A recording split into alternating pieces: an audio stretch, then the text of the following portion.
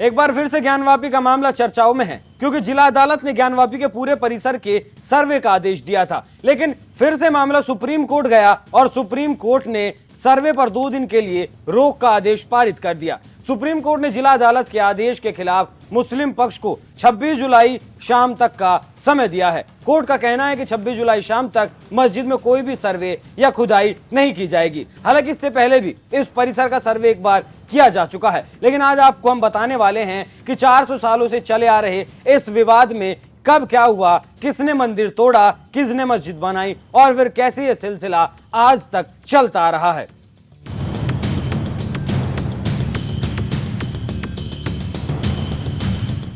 नमस्कार, NMF news देख रहे हैं आप। मैं हूं आपके साथ अभिषेक पुंडीर। दरअसल 2021 के अगस्त महीने में 5 महिलाओं ने वाराणसी के सिविल जज के सामने एक याचिका दाखिल की। इस याचिका में मांग की गई कि उन्हें ज्ञानवापी मस्जिद के बगल में बने श्रृंगार गौरी के मंदिर में रोजाना पूजा करने की अनुमति दी जाए। महिलाओं की याचिका पर जज रवि कुमार दिवाकर ने मस्जिद परिसर का एडवोकेट सर्वे कराने का आदेश दिया था। कोर्ट के आदेश पर पिछले साल 3 दिन तक ये सर्वे चला भी। सर्वे के बाद हिंदू पक्ष ने यहाँ शिवलिंग मिलने का दावा किया था और मस्जिद में वजू खाने में शिवलिंग है, ऐसा हिंदू पक्ष का दावा था। लेकिन मुस्लिम पक्ष का कहना था कि ये शिवलिंग नहीं बल्कि फव्वारा है, जो कि हर एक मस्जिद में होता है। इसके बाद कोर्ट से इस परिसर को सील करने की मांग की गई और कोर्ट ने इस मांग को मानते हुए मस्जिद परिसर को सील करने का आदेश दे दिया गया। इसके बाद मुस्लिम पक्ष ने फिर से फैसले के खिलाफ सुप्रीम कोर्ट का रुख किया। सुप्रीम कोर्ट ने केस जिला जज को ट्रांसफर कर दिया। इस वाद की पोषणीयता पर नियमित सुनवाई कर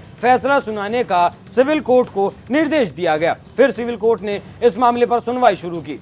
मुस्लिम पक्ष की तरफ से यह दलील दी गई थी कि यह प्रावधान के अनुसार और वर्शिप एक्ट 1991 के खिलाफ है, इसलिए इस पर सुनवाई नहीं की जा सकती। हालांकि कोर्ट ने इसे सुनवाई योग्य माना था। इस मामले की पोषणीयता कोर्ट ने मानी थी। आपको यहाँ ये भी बता दूं कि ये जिस कानून की बात कर रहे हैं, ये वर्शिप एक्ट का कानून कांग्रेसी प्रधानमंत्री नरसिम्हा राव ने हिंदुओं पर थोप दिया था। साल 1991 में ये कानून बनाया गया और इसमें कहा गया कि आजादी के बाद जो धार्मिक स्थल जिस हालत में हैं उसी में बने रहेंगे। लेकिन राम मंदिर को इस कानून से अलग रखा गया था। अगर सीधे शब्दों में कहा जाए कि तो ये कानून हिंदुओं पर थोप दिया गया था। मुस्लिमों ने इस कानून का भरपूर समर्थन किया था। अब सुनिए आगे की कहानी। इस विवाद के बाद 5 वादी महिलाएं इसी साल 2023 के मई में एक और प्रार्थना पत्र लेकर कोर्ट में गई और अपना प्रार्थना पत्र उन्होंने कोर्ट में दायर कर दिया।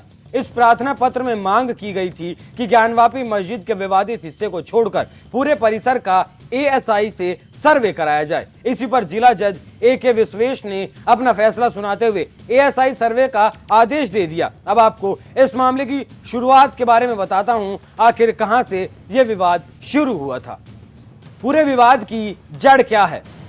काशी में जो विवाद चल रहा है और अयोध्या में जो विवाद खत्म हो चुका है, दोनों विवाद कुछ हद तक समानता रखते हैं। बस थोड़ा सा अंतर यह है कि अयोध्या में मंदिर को तोड़कर मस्जिद बनाई गई थी और काशी में मंदिर और मस्जिद दोनों मौजूद हैं। काशी विवाद में हिंदू पक्ष का कहना है कि साल 1669 में मुगल शासक औरंगजेब ने यहाँ काशी विश्वनाथ मंदिर को तोड़कर ज्ञानवापी मस्जिद बनाई थी। हिंदू पक्ष के दावे के मुताबिक 1670 में वो इसे लेकर लड़ाई लड़ रहा है। 1670 से हिंदू पक्ष का ऐसा कहना है। हालांकि मुस्लिम पक्ष का कहना है कि यहाँ मंदिर कभी था ही नहीं और शुरुआत से ही यहाँ मस्जिद बनी थी। हालांकि इस दावे पर कतई विश्वास नहीं किया जा सकता। जो ढांचा हम वहाँ देखते हैं वो इस बात पर विश्वास करने के लिए मजबूर नहीं करता कि वहां शुरू से ही मस्जिद थी। अच्छा, यहाँ एक और पेंच भी फंसता है, क्योंकि आज तक एक राय नहीं बन पाई कि ये दोनों मंदिर और मस्जिद किसने बनवाई। हिंदू याचिकाकर्ताओं का कहना है कि इस मंदिर को 2050 साल पहले राजा विक्रमादित्य ने फिर से बनवाया था, मतलब उससे पहले भी इस मंदिर को तोड़ा गया था। अकबर के शासनकाल में फिर से इसका निर्माण करवाया गया। 1669 में औरंगजेब ने इसे फिर से तुड़वाया और इसकी जगह पर मस्जिद बनवा दी, जिसे आज आप ज्ञानवापी मस्जिद के नाम से जानते हैं। और फिलहाल जिस मंदिर को आप पूजते हैं उसे इंदौर की रानी अहिल्याबाई होलकर ने बनवाया था। काशी विश्वनाथ मंदिर और ज्ञानवापी मस्जिद आपस में सटे हैं, लेकिन उनके आने जाने के रास्ते बिल्कुल अलग अलग दिशाओं में हैं, जो जाहिर सी बात है बाद में ही अलग किए गए होंगे। जानकार मानते हैं कि काशी विश्वनाथ मंदिर को अकबर के 9 रत्नों में से एक राजा टोडरमल ने बनवाया था। इसे 1585 में बनाया गया था, लेकिन 1669 में औरंगजेब ने इस मंदिर को तुड़वाकर इसके ऊपर मस्जिद बनवा दी। साल 1735 में रानी अहिल्याबाई ने फिर यहाँ काशी विश्वनाथ मंदिर बनवाया, जो आज भी मौजूद है। इस मामले में कानूनी लड़ाई को भी 100 साल से ज्यादा हो चुके हैं। एक बार आप सुनिए हिंदुओं की प्रमुख मांगे क्या हैं, उसके बाद आपको बताऊंगा इस विवाद में पहली याचिका कब दायर की गई और कब से लेकर अब तक इस मामले में क्या कुछ हुआ। हिंदुओं की पहली मांग है कि पूरे ज्ञानवापी परिसर को काशी मंदिर का हिस्सा घोषित किया जाए। दूसरी मांग है कि मस्जिद ढहाने का आदेश जारी हो और मुस्लिमों की एंट्री बैन की जाए। और आखिरी मांग ये है कि मंदिर का पुनर्निर्माण करने की अनुमति दी जाए। अब आप सुनिए इस विवाद में कब क्या हुआ। ये जानना इसलिए जरूरी है क्योंकि इस मामले की पहली याचिका साल 1919 में दाखिल की गई थी। अब देखिए कब क्या हुआ था, कब क्या क्या हुआ।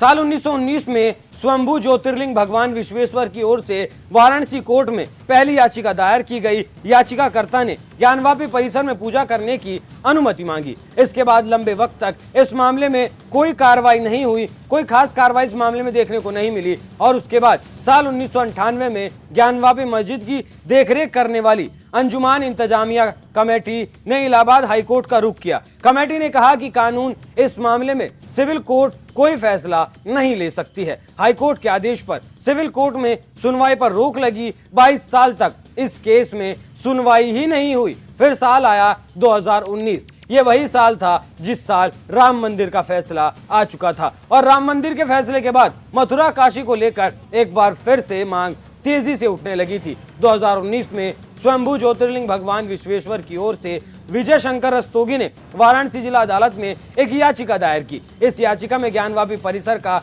सर्वे आर्कियोलॉजिकल सर्वे ऑफ इंडिया की ओर से कराए जाने की मांग की गई। इसके बाद साल 2020 में Allahabad high court civil court की कार्रवाई पर रोक लगा देता है और अपना फैसला सुरक्षित रख लेता है। लेकिन साल 2021 में हाई कोर्ट की रोक के बाद सिविल कोर्ट ने मामला दोबारा से खोला और मस्जिद के सर्वे का एक बार फिर से आदेश दे दिया गया। मुस्लिम पक्ष ने इस फैसले का विरोध किया और हाई कोर्ट ने फिर से सिविल कोर्ट की कार्रवाई पर रोक लगा दी। उसके बाद साल आया 2021, जब इसके अगस्त महीने में 5 महिलाओं ने सिविल कोर्ट में वाद दाखिल किया कि उन्हें श्रृंगार गौरी के मंदिर में रोज पूजा करने की इजाजत दी जाए। इसके बाद 2022 के अप्रैल महीने में सिविल कोर्ट ने ज्ञानवापी मस्जिद का सर्वे करने और उसकी फोटोग्राफी और वीडियोग्राफी के आदेश दिए। इस आदेश के खिलाफ भी मुस्लिम पक्ष दौड़ा हाई कोर्ट पहुंचा, लेकिन इस बार हाई कोर्ट ने याचिका को खारिज कर दिया गया। उसके बाद मई 2022 सेशन कोर्ट में हिंदू पक्ष ने विवादित स्थल को सील करने की मांग की थी,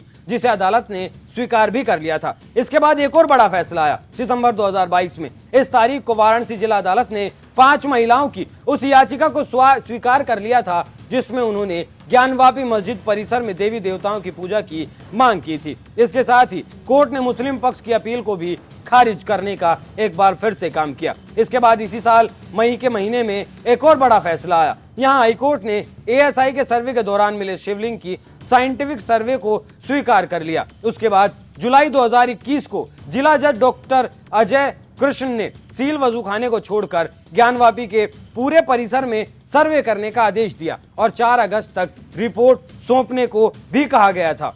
इस फैसले के खिलाफ मुस्लिम पक्ष ने फिर से सुप्रीम कोर्ट का दरवाजा खटखटाया और सुप्रीम कोर्ट ने 2 दिन के लिए सर्वे पर रोक लगा दी और कहा कि मुस्लिम पक्ष को कम से कम हाई कोर्ट जाने का मौका मिलना चाहिए। अब तक इस केस में जो फैसले आए हैं और जो कार्रवाई हुई है उसे आधार बनाकर हिंदू पक्ष इसे अपनी जीत मानकर चल रहा है। लेकिन इस जीत के साथ साथ इस केस के कुछ कमजोर पहलुओं पर भी नजर डालना जरूरी है कि इस केस का कमजोर पक्ष आखिर क्या है। केस का कमजोर पक्ष काशी विश्वनाथ मंदिर और ज्ञानवापी मस्जिद के बीच का जो विवाद है वो एक कानून से कमजोर पड़ सकता है और ये कानून है प्लेसेस ऑफ वर्शिप एक्ट, जिसे 1991 में पीवी नरसिम्हा राव की सरकार लेकर आई थी। ये कानून कहता है कि आजादी के वक्त यानी 15 अगस्त 1947 के वक्त जो धार्मिक स्थल जिस रूप में था वो हमेशा उसी रूप में रहेगा। उसके साथ किसी तरह की छेड़छाड़ या बदलाव नहीं की जा सकती। हालांकि हिंदू पक्ष का कहना है कि इस मामले में ये कानून लागू नहीं होता क्योंकि उन्होंने सिर्फ श्रृंगार गौरी में रोज पूजा अर्चना करने की मांग की है और साथ ही मस्जिद को मंदिर के अवशेषों के ऊपर बनाया गया है ऐसा भी हिंदू पक्ष का कहना है और उसके हिस्से आज भी मौजूद हैं। वहीं मुस्लिम पक्ष का कहना है कि इस कानून के तहत इस विवाद पर कोई भी फैसला लेने की मनाही है। हालांकि इस कानून के तहत सिर्फ अयोध्या को छूट दी गई थी और कहा गया था कि आजादी से पहले का मामला है। इस हिसाब से अगर देखा जाए तो ज्ञानवापी का विवाद भी अयोध्या के लिस्ट में शामिल किया जाना चाहिए, क्योंकि ज्ञानवापी मामले में पहली याचिका साल 1919 में दाखिल की गई थी। हालांकि इस याचिका का क्या हुआ उसका उल्लेख कहीं भी देखने को नहीं मिलता और यही वजह भी है कि यह मामला अयोध्या से अलग हो जाता है। इसलिए वर्शिप एक्ट के तहत ज्ञानवापी मामले को चुनौती दी जा सकती है और चुनौती मिलना लगभग तय भी है। लेकिन हिंदुओं की मांग है कि ज्ञानवापी मस्जिद को तोड़ा जाए और सारी जमीन हिंदुओं को दे दी जाए। हिंदुओं का कहना है कि 1991 का कानून इस पर लागू नहीं होता, तो वहीं मुस्लिमों का कहना है कि यहाँ पर आजादी से पहले ही नमाज पढ़ी जा रही है, इसलिए इस पर 1991 का कानून लागू होता है। मामला पेचीदा है, इसीलिए मामला वाराणसी के सिविल कोर्ट में भी चल रहा है, हाई कोर्ट में भी चल रहा है और मामला सुप्रीम कोर्ट में भी चल रहा है। रोज मामले में नए नए मोड़ आ रहे हैं, लेकिन वर्शिप एक्ट इस मामले में बहुत मजबूत कड़ी है जो इस मामले के परिणामों को बदल सकता है। इस मामले की सारी अहम और महत्वपूर्ण कड़ियों पर प्रकाश डालने की हमने कोशिश की है, आपको इस मामले में सब कुछ बताने की कोशिश भी की है। तो आप इस मामले पर क्या राय रखते हैं? अपनी राय हमें कमेंट कर जरूर बताएं। नमस्कार।